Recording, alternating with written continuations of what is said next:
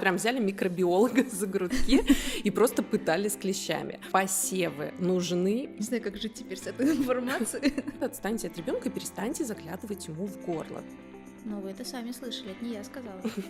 У кого-то могут даже частично сопли вылетать, поэтому широкому сослёзному каналу в комментариях напишут, у кого такое Да, происходит. пожалуйста. Я хочу Это не посмотреть. часто. У нас сопли текут, да, когда мы плачем, потому что, собственно, большое количество соплей устремляется в нос в этот момент.